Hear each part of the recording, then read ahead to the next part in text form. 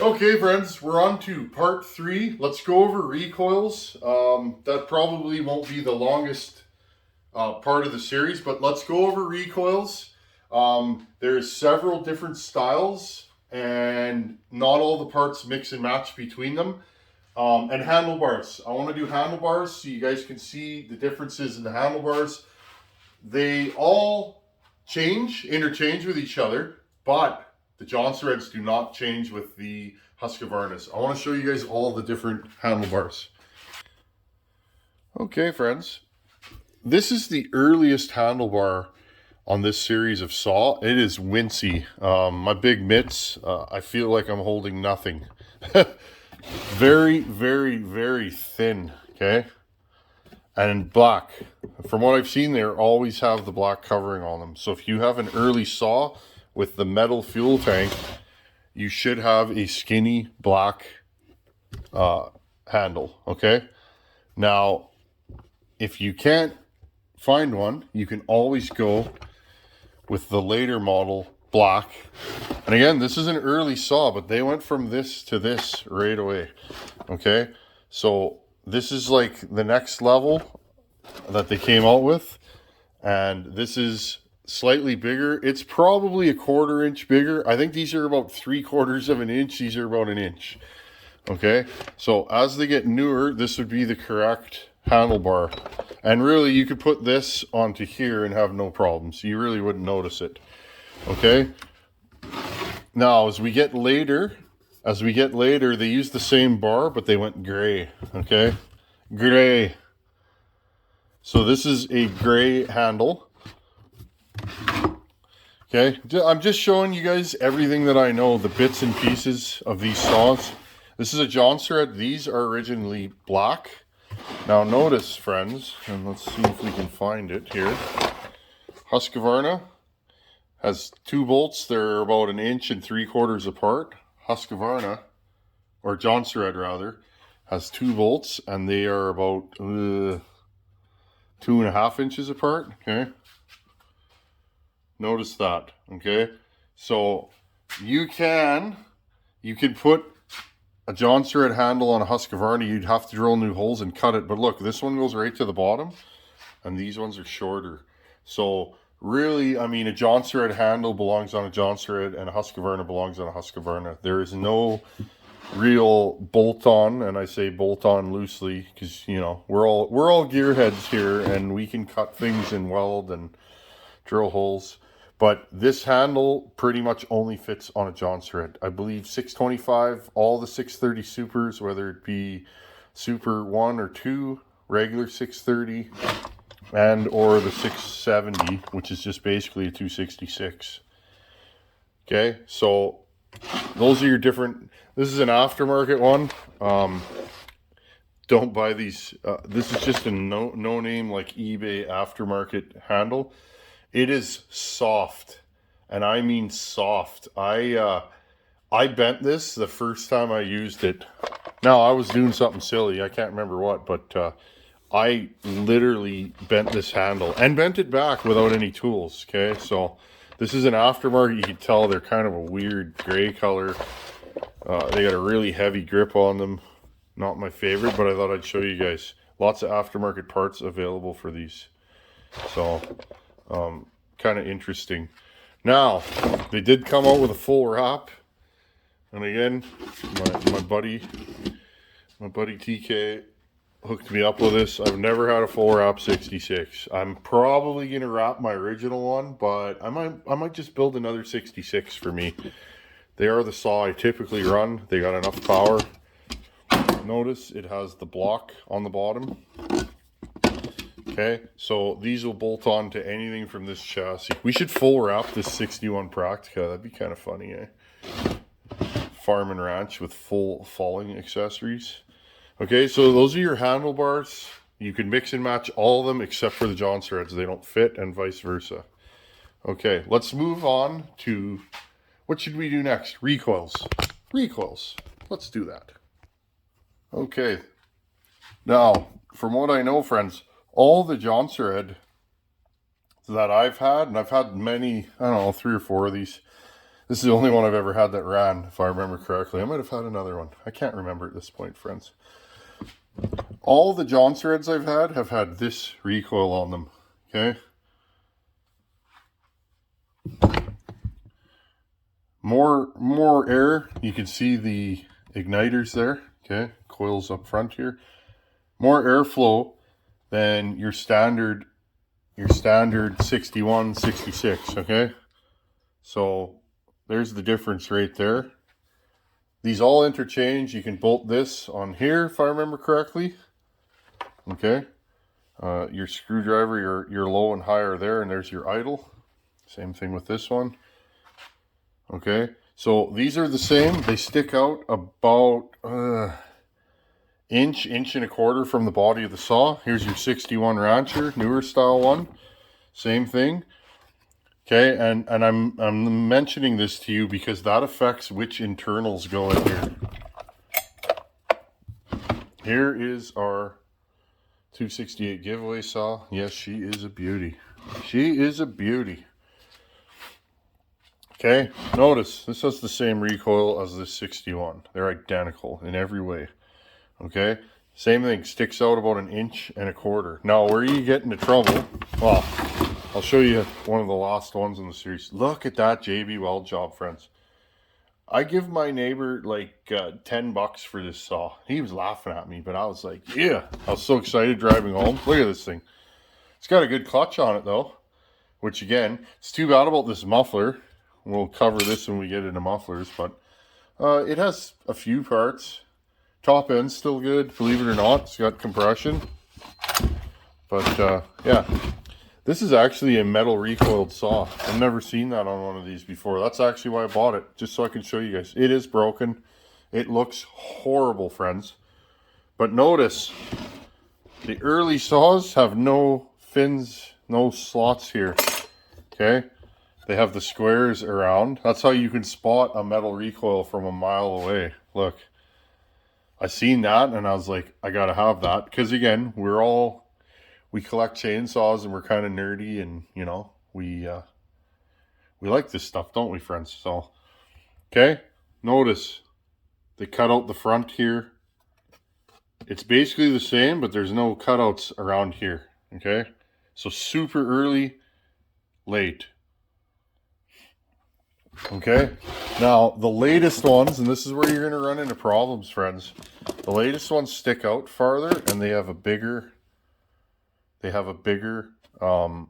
center here. It sticks out farther. That is because the flywheels are different. Okay, and we're going to cover that. So these internals will not fit.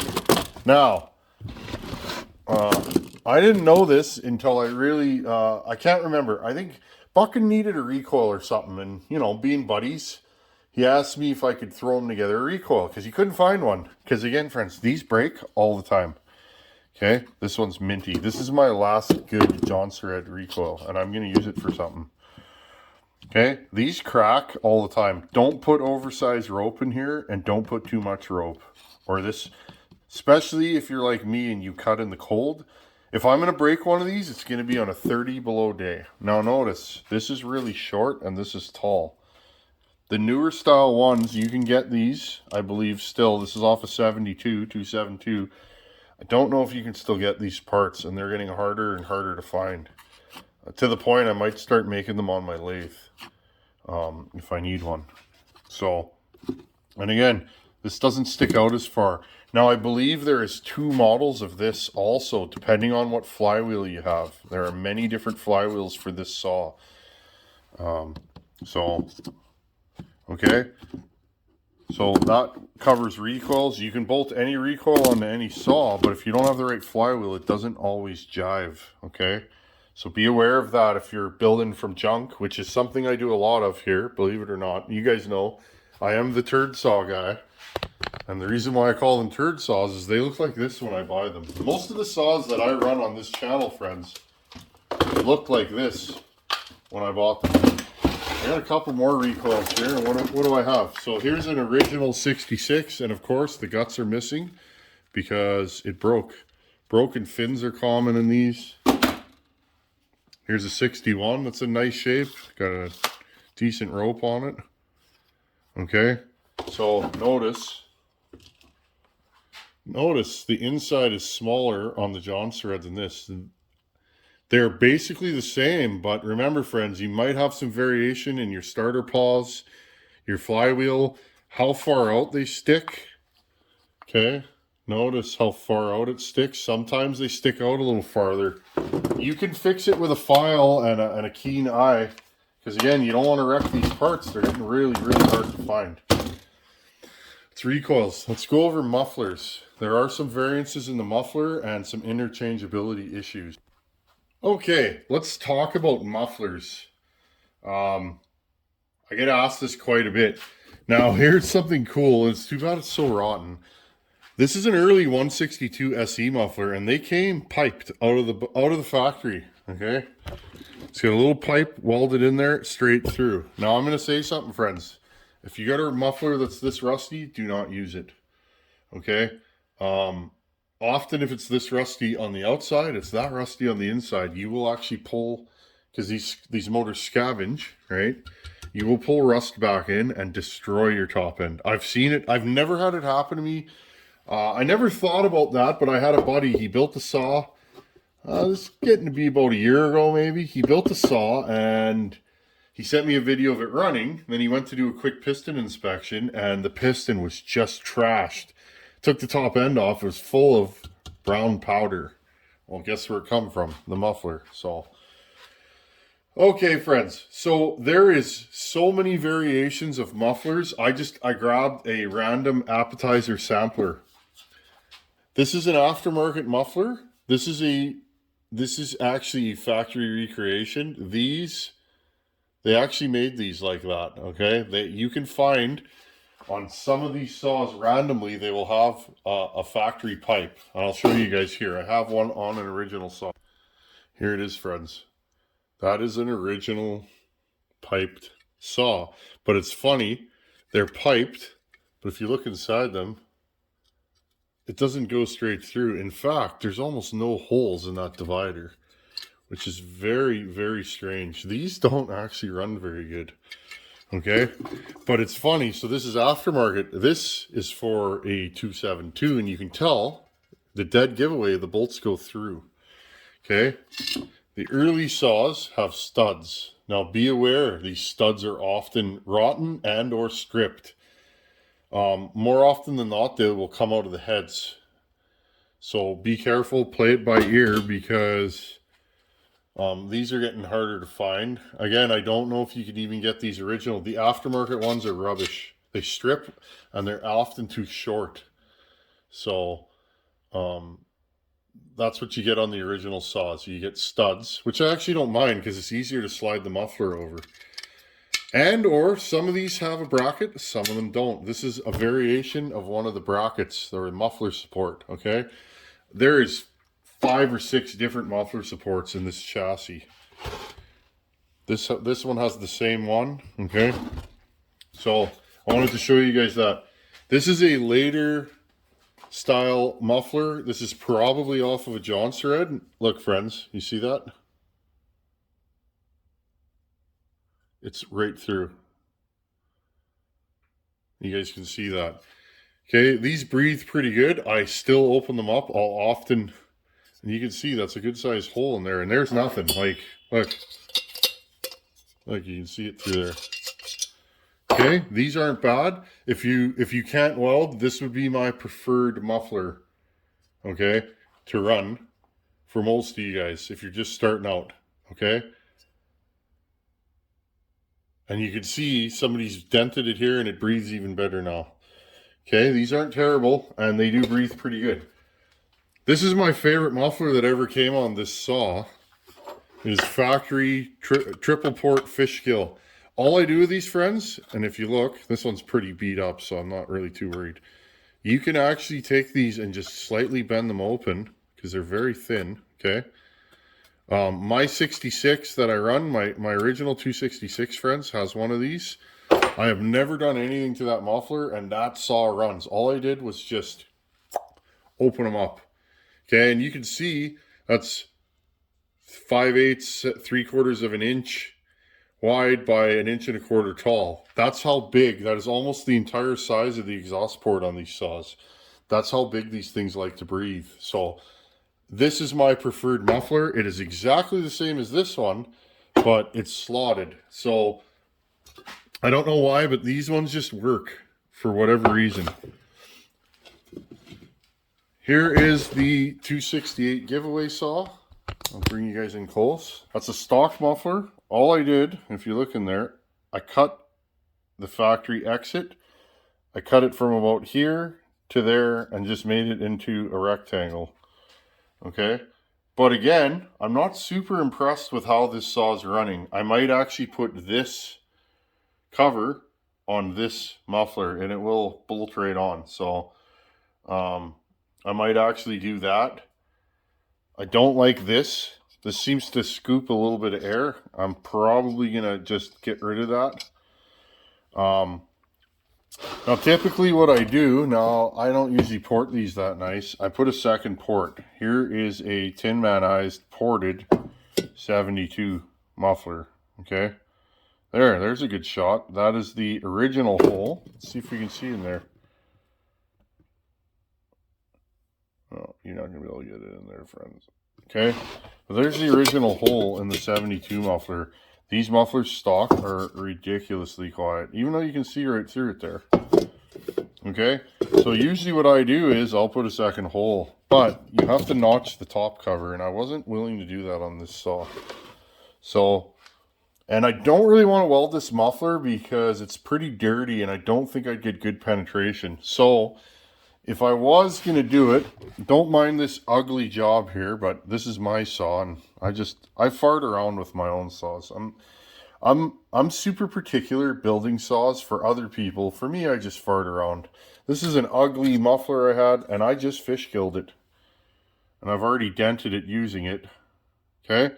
This thing runs way stronger. Now look how open that muffler is there. Stock. Okay, that is 1 inch by 1/2 inch big, almost the entire size of the exhaust port. Okay, I added a second port, this right here. This thing runs way stronger now.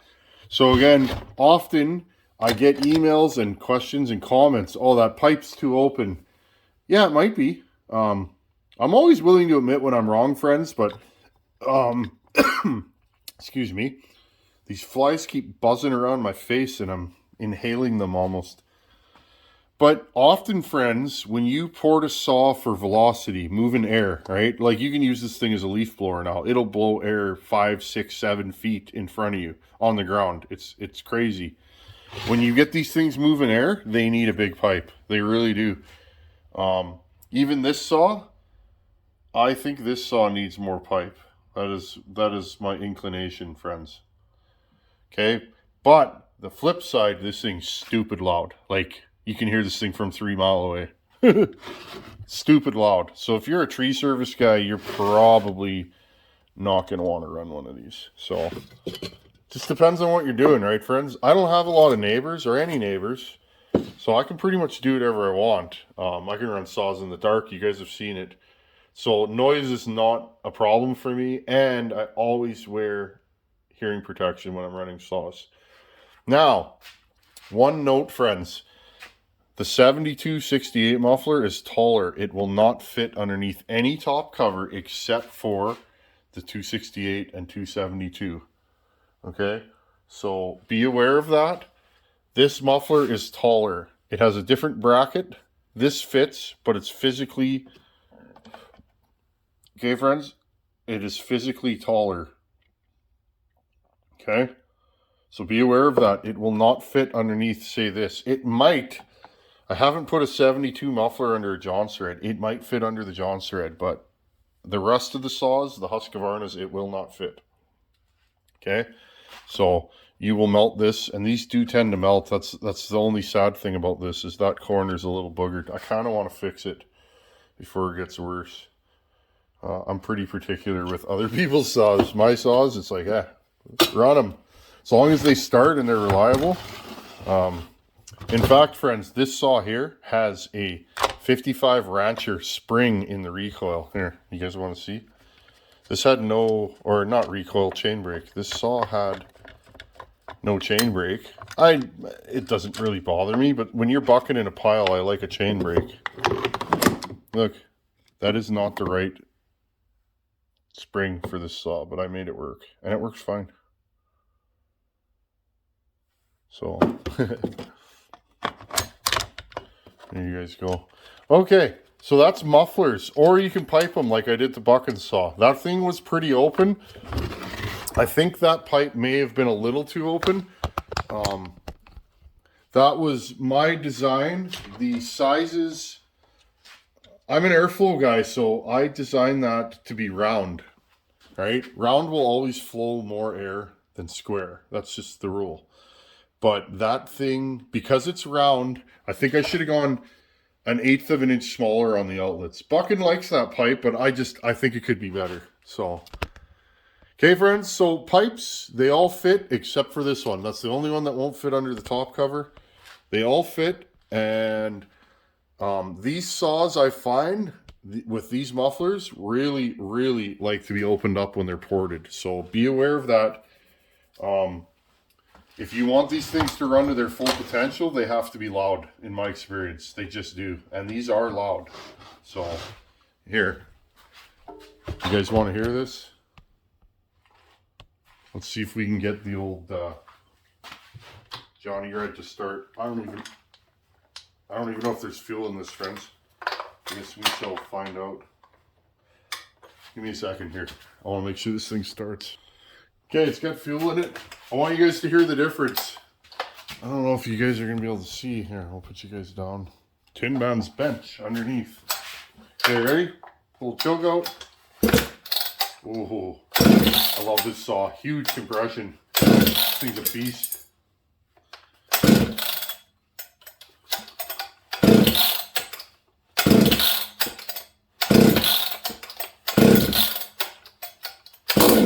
There we go. I haven't run this thing in a while. You guys can hear it. It's loud. I'll fire up the 268 giveaway saw.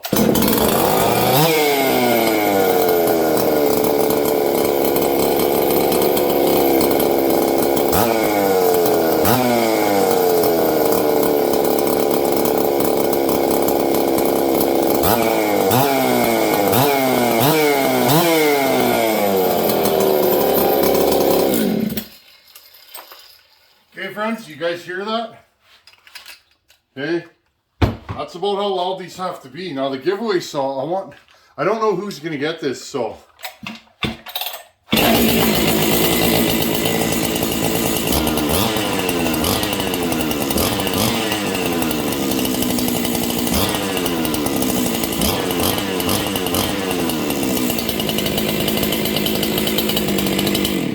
I hope you guys can hear the difference. This one is pitchier. It's got more of an angry sound to it. Okay, friends, so that's mufflers. In the next video, let's talk about top ends and carburetors, and I think we've covered enough. I will show you the different clutches too. Just the meat and potatoes. Other than that, everything fits everything. It's just, I want you guys to see the differences. I don't even know. There we go. Ooh, I love that smell of two-stroke. Okay, friends, so that is part 3, I believe. Don't don't send me any funny mail. But yeah, no, that's part 3. Mufflers, okay? Like I said, they all fit. Depending on what you're doing, there are some very quiet mufflers. The 272 muffler and 268 muffler stock are the quietest. They get louder as you get older. I always wear hearing protection when I run saws, and loud doesn't bother me. I want performance, so you can mix and match all that kind of stuff. Mufflers, if you buy enough part saws, you'll have them laying around, and just pick the one you like the best. I like these with the fish gill. That's my favorite one. Okay, friends, I'll stop flapping. Thank you for hanging out here, and I hope that I'm shedding some light on this topic that often comes up in email. Thanks for watching. Take her easy. Later.